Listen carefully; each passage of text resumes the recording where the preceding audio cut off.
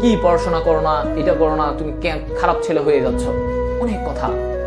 তো ছেলেটা পরে চিন্তা করলো, ছুটির পরে, ইয়ার ফাইনাল পরীক্ষার পরে যে ছুটিটা পেয়েছিল, সেই ছুটির পরে সে চিন্তা করলো এবার সে কলেজে গিয়ে অনেক পড়াশোনা করবে, সে সবাইকে চমকায় দিতে চাবে। ঠিক আছে, চমকায় দিতে চাবে।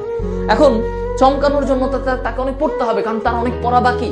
সে ফার্স্ট ইয়ারে পড়ে নাই, সে ফার্স্ট ইয়ারে ঘুরে বেড়াইছে, সে ফার্স্ট ইয়ারে এই কাজ করে বেড়াইছে, অন্য কাজ করে বেড়াইছে, পড়াশোনা বহির্ভূত সকল কাজ সে করছে।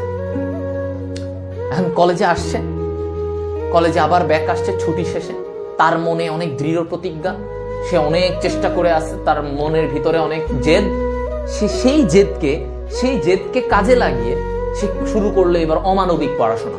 সেকেন্ড ইয়ার উঠে গেছে, কিছুদিন পরে সে শুনলো 2 মাস পরে প্রিটেস্ট পরীক্ষা, এইচএসসির প্রিটেস্ট পরীক্ষা।